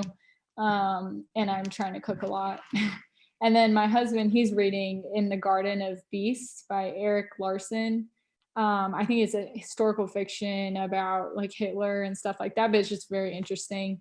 I realized for me, like in high school, I think it was like my US history or like world history class, my teacher was on like maternity leave and we had a sub and we just watched movies all the time. So my history is like not great. And I want to know, be better with history, especially US history, mainly because I personally, I feel like it's embarrassing. I don't know enough. So I would have like, I guess at that time at your age, I didn't realize like how important these foundational classes were, and they are very important, but I would just urge you like, you know, maybe right now you're not super into reading and that's okay. I got into it later in life, but it's fun. And like, yeah, read whatever's out there, whatever interests you. But definitely I'm trying like to do more historical stuff. And then, I mean, the Kitchen Confidential one is just because Anthony Bourdain was like very interesting person. The next one, what do you think are the secrets behind getting to where I am? So, yeah, so here I just kind of said, so I'm like extremely thankful that I kind of had that like aha moment after I didn't get into the Air Force Academy the second time and was like, oh, now my life like relies all on me, which we already talked about. So I'm just like thankful I had that and had that drive at community college to like, oh, I am going to get a 4.0 and like, I'm going to make myself the most, the most attractive candidate to transfer to UCLA. So at my community college, and I think Sinclair has it too, is like mine was like an honors program where it's like an agreement between your community college and a 4-year. So you pretty much will transfer, like you will get accepted. That was awesome, but I never took that as like a guarantee that I was going to get in. So I definitely like, I was a TA, like a teacher's assistant while I was at community college for a little bit. And then I was like, I remember I took an art class and there was this thing where it was like, oh, put in your essay that you wrote, like if you want to be chosen for this like thing at UC Irvine. And I was like, okay, yeah, sure, whatever. I'll just like put my name in here, submit my essay. Well, I actually got picked for it. And then when I presented my work, then that looked great on like my application to UCLA. So anything that's out there, like even if you think, I don't know, that like I'm not an art major, you know, it's like anything that's out there that are opportunities like that is helpful to get involved. Yeah, and build your resume and like just get more involved and like meet new people at school. Let me see what else I wrote. Yeah, I kind of just put like a biggest secret would just be like know yourself and what you're capable of, which we talked about. and like, I'm gonna be honest with you guys, like I already said, you grew up in like a different time kind of with like way more social media than I did. But a few years ago, like I got rid of Instagram and I realized like how much it was affecting my life. And like, I think that that's important. And this is like my 2 cents to say, like, I went definitely in life, like compared myself to a lot of people, and like you compare, like, especially coming from Southern California, like your body image and stuff is very important. So like in high school, it's like, yeah, you want to be skinny and you want to be very blonde and like tan and all this stuff. And having social media did not help that. And it was like, okay, I see on Instagram, like what looks pretty and what looks good, and like trying to compare yourself. And I just want to put my 2 cents out there that like once I got rid of Instagram, I realized like, and none of this stuff is real. Like just go live your life. Like that's just totally my 2 cents. Like I've been there, I've been on Instagram, like I have Snapchat, I have Facebook, like I know it, but it's just, and then also like it hurts my eyes to look, and I'm like, man, I'm wasting so much time like scrolling through Instagram all the time when it's like, it's not even real. So anyway, that's just my real talk to you guys on like social media is not real life. To where like if it's a positive thing for you, that's awesome. For me, Instagram was like, this was not helping me. And I became like, I was so self-conscious with social media with like, oh, I want to post this to get likes. I'm like, what world am I living in? But anyway, that's just my 2 cents. So let me see. Biggest challenge after high school? That's the next question. There's only a few more. Sorry if I'm like boring you guys, but biggest challenge after high school. Yeah, I think that just was like really, it wasn't that huge of a thing, but it was definitely like I was nervous if I was making the right decision.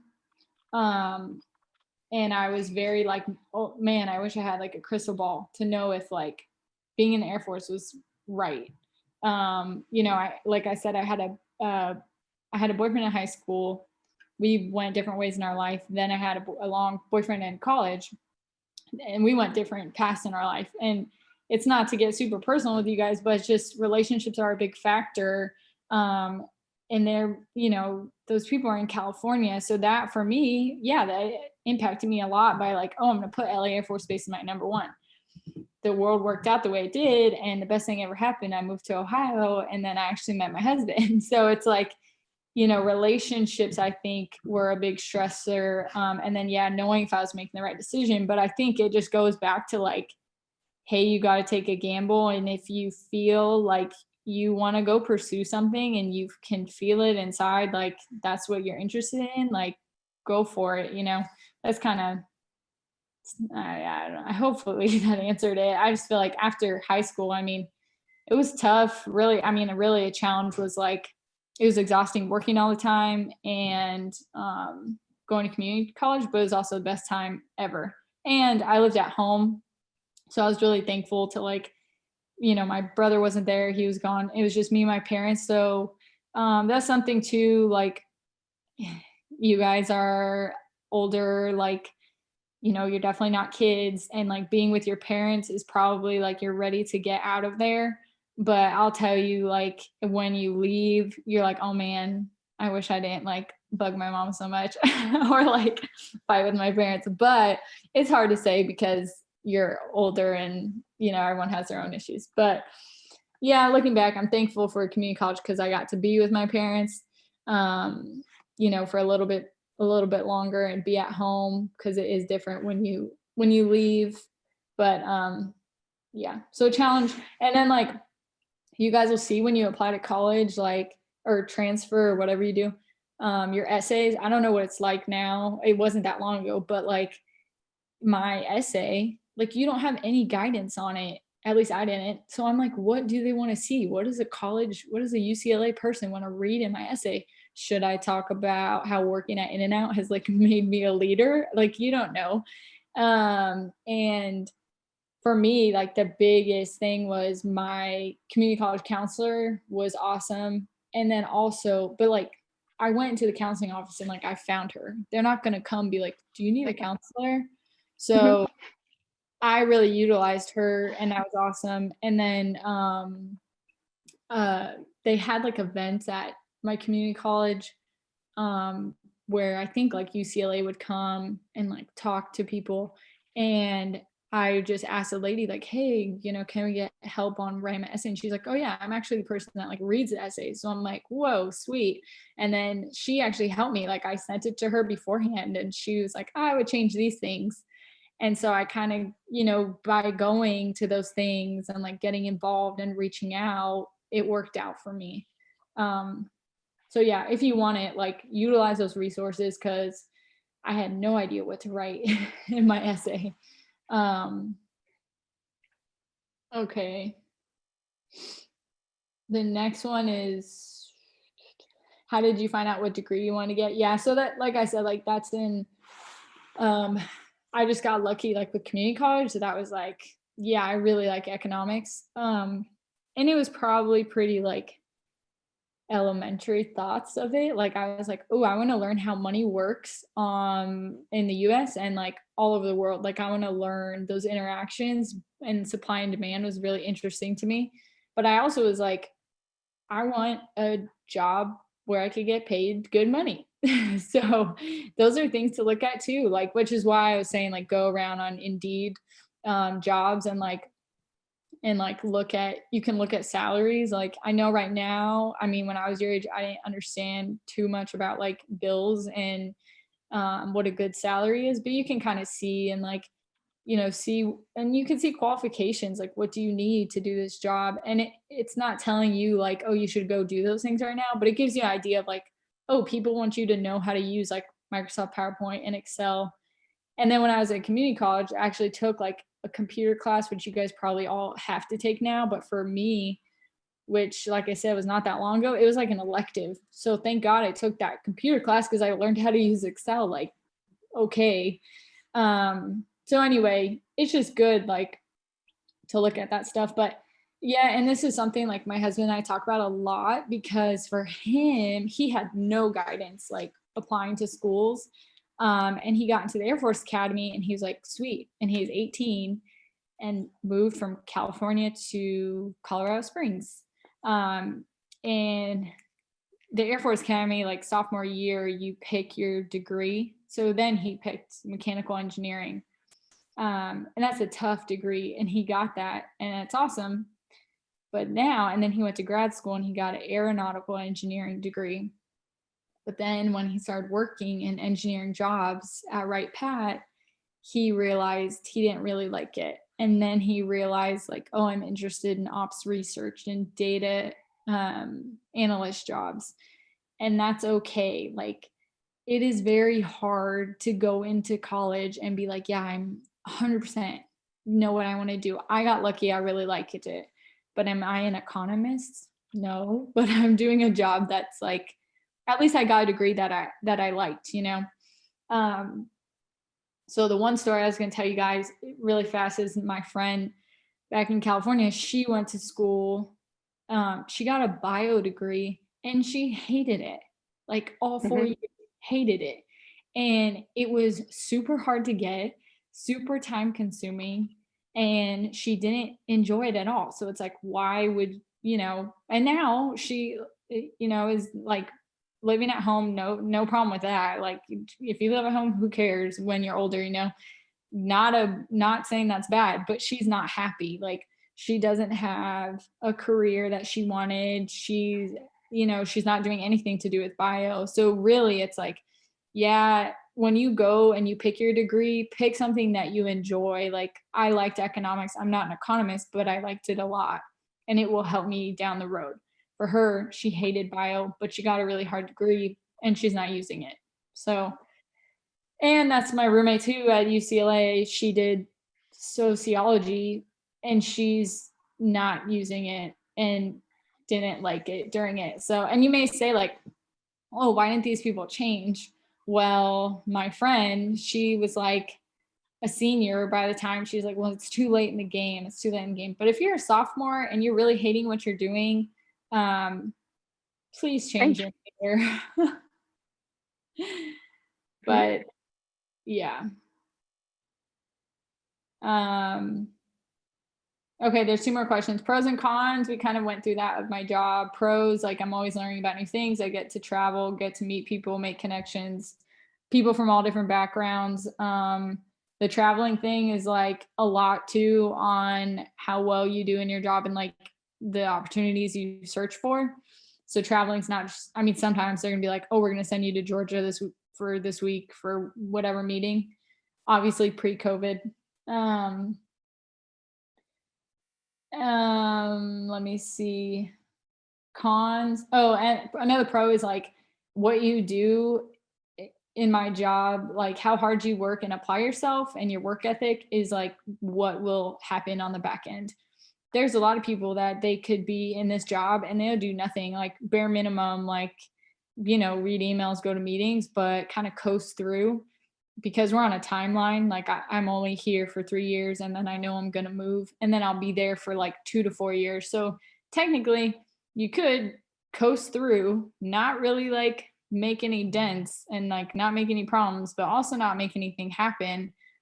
And you could do that. That's an option, but that's up to you. Like I enjoy feeling productive. So I know like I can't do that. I cannot like half apply myself. So what you get in is what you will get out of this job. And that's probably in all jobs. Cons. Yeah, I just had a really, it's not really a con, but you learn, and you guys will all learn this, just kind of like you find your role in your job, you find your place in your office, like, meaning, you know, your position on like where you fit in. And that can be very uncomfortable. So, and it's usually like a 6-month, very uncomfortable feeling of like learning your job. And it's a lot being thrown at you. And that's kind of my overall advice is like, just understand it's temporary and like you will get through it. And I think that's kind of, there's not really a con. I guess it can be difficult sometimes, like working with multiple personalities sometimes on certain programs. And like you could get people who like maybe they don't want to work that day or don't want to be there. And like it's kind of your job to like not incentivize, but like, you know, you have to get the team going. And it's an awkward thing to not tell someone to do their job, but like you kind of are, you know, leading the train. So it's not really a con. It's just, it's a little difficult. I guess you could say a con is like sometimes I am homesick and miss my family, but that's I don't know if that's a con either. It's just like, oh, it'd be cool if all my friends lived in Ohio too. Yeah, that would be cool. But that's just kind of life. And then I guess I put on here like industry versus government. So you guys will see like whatever job you go into, like and we could talk about this another time too. Like if you do want to work for the government, but not be in the military, you can be a government civilian. There's a lot of opportunities out there, work at totally, you know, any military base or anything. There's a lot of options out there, great jobs, great careers, but there's a difference from working like at Amazon and working, like if I were a program manager at Amazon and a program manager with the Air Force, like there's just some different things that you will see. There's a lot of restrictions. For instance, the Air Force Uniform Office, like we made the new physical training gear. Okay, well, since we're in the government, you cannot just go get on contract with Nike to make all your new gear. Like we can't do that. You also cannot follow the way that maybe Nike makes their stuff. For instance, like all the materials that we use to make our uniforms they follow this thing called the Berry Amendment. I don't know why I did quotes, but you guys just don't really need to know about all that. But the Berry Amendment's like everything you do, even down to the sheep that you're getting like the fibers from, they have to be in the US. So that's really hard. Like, you know, already a lot of things in our lives don't come from the US. So these are restrictions that like the government has to follow that maybe an outside company, they don't have to follow that. You know, they can go, like Walmart can go to the cheapest company that will produce something for them and they can get on contract with them. The government, we just have different rules that we have to follow. So sometimes you'll hear like, oh, government operations, like things take so much longer. Well, there's reasons.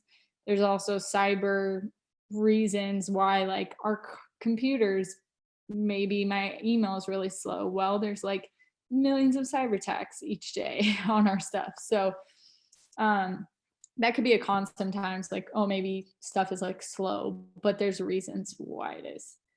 So the industry is like industry, meaning like outside the government companies, they can just have a little bit more freedom. And then the last question was like, how has work changed due to COVID? So I'm in my basement, I'm not in the office. So that's like the main thing. So for me, I can do everything from my computer. That's like my job. My job is like a lot of paperwork, meetings, all that stuff, creating like PowerPoints. So I can do that remotely and I'm super happy to be teleworking. I'm in my uniform right now, but usually I'm in like a sweatshirt. So it's very nice teleworking. And I think for a lot of companies, which for you guys, this will be interesting when you go out and look for jobs. I think a lot of companies are realizing how efficient people can be teleworking, not going into the office, and then probably how much money they're saving. So if you think about that, and that's an economics kind of thing too. If you think about that, like some giant company, now they don't have to pay to rent a huge office building. They don't have to pay to keep the electricity on or the water running for the bathrooms or, you know, so they're probably saving a lot of money. And then some companies, you know, they probably aren't paying to travel, to have people travel for meetings and stuff like that. So when you guys go and apply for jobs, like it'll be interesting to see if it says like remote option available, because maybe you work for a company that's like in Colorado, but you live here, who knows? And that gives you a lot of freedom too. Like if you don't want to live in New York, but you want to work for some company in New York, but you want to live in Nebraska, like maybe you'll be able to do that. So with like a fully remote job, we don't have kids, so teleworking is really great. It's just us two. But that's just something to think about, like for you guys, when you go look for future jobs and opportunities that are out there. Yeah, so it's interesting. Teleworking is like, it's been great. I do have to go in 1 day a week, like every Tuesday. And that's okay. But, and we don't go on business trips.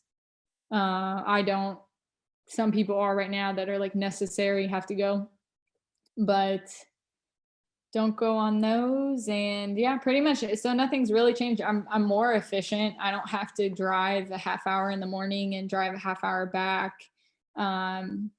I can just sit and have coffee and go through my emails. And a big thing is while we're on this call, for instance, if this were like a meeting, I could be on a call, but I could also be typing emails. Like I'm not in a conference room with 10 people waiting for like Jim to brief his stuff. And then now I have to go to my office. Like I'm not sitting there doing nothing. Now I can go on mute and I can do work while people are talking. So there's a lot of efficiencies, but we'll see. Like I hope the Air Force adopts teleworking. They won't adopt it fully. There's just no way. But a lot of companies, like I think, is it Amazon that went like fully remote? So there will be a lot of interesting opportunities when you guys go look for jobs. But well, and you learn a different skill. So I've been doing grades while she's been talking. I'm going back and forth and listening to everything she's saying and commenting and stuff. And I was able to go through as essays and stuff that they've written the last 2 weeks and grade them and post their grades. And it's that multitasking you're able to do. And that comes with time. That comes with growth. But, yeah, and but some people, there's benefits. Like, yeah, so I mean, and some people like maybe they have a lot going on around like noon, or like maybe they go volunteer somewhere, and then they come back, and maybe for them it works better to get on at 5 o'clock. It's like, that's not great when other people maybe need something from you, but if that's the time that works for you, like maybe that's, now you have to structure your day that way. So yeah, it's a lot more freedom with teleworking. Obviously COVID is,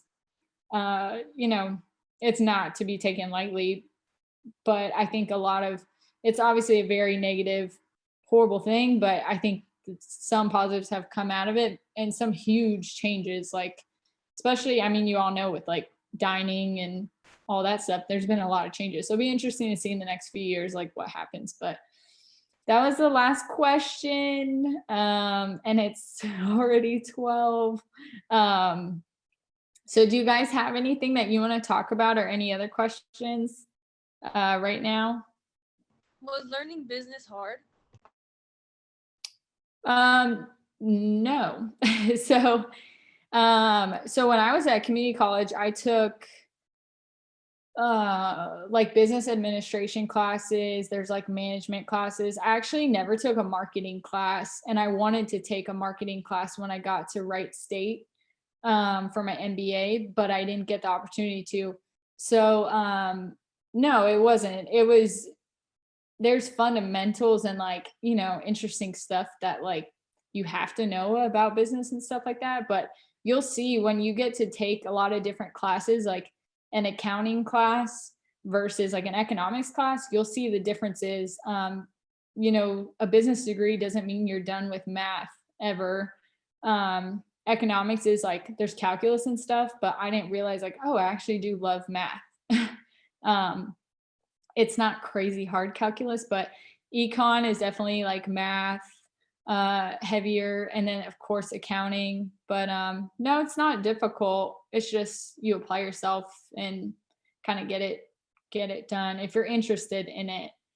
Like there was one class at UCLA that was like a fraud class, and we learned about like Enron. Like if you take any business stuff, you'll learn about them, but a lot of like government fraud and industry fraud, and it was like, I don't know, I felt like it was kind of like a cold case files kind of class like every day. So it was really interesting. It was very like investigative stuff. But I feel like with business, you have a lot of, when you have to do electives, like there's a lot of cool opportunities out there, like marketing, even though I never got to do it, or like public relations. There's probably some business public relations classes. So yeah, is definitely a very interesting degree, and there's a lot of opportunities out there to go different routes. Like if you really like accounting, you can kind of specialize in that. That's a lot more like crunching numbers and stuff like that.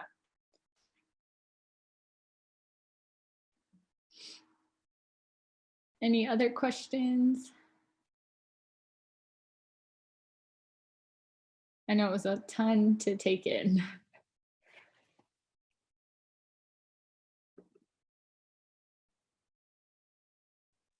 Career things are, so I teach with math teachers, so I'm going to piggyback on one of the things.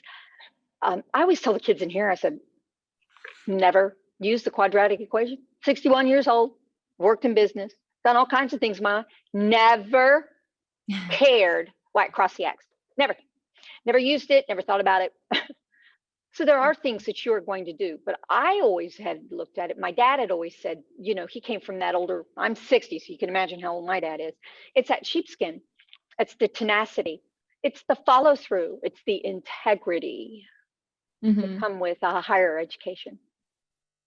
So. Yeah. And I think it's like, yeah, exactly what you said. Like, and that's what I was saying. Like, yeah, I got an economics degree and I got my master's, I got an MBA, but it's like, does that make me a pro on this stuff? No, it's all in practice. And like, you'll see job applications. Like if you guys do go look at Indeed and stuff like that, you'll see the jobs and like, maybe you'll be kind of overwhelmed at first. Like, oh shoot, you have to have all these qualifications. But if you read closely, it's like, they want you to be, a great communicator. Like they want you to have strong written and verbal skills. You'll see that on like any application.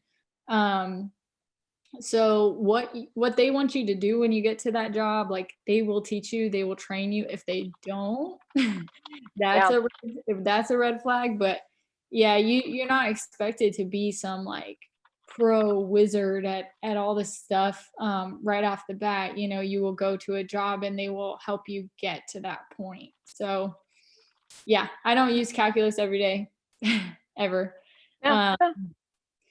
Yeah, so it's just something, like I said, like it's temporary to get you to get that degree and to get you to that point.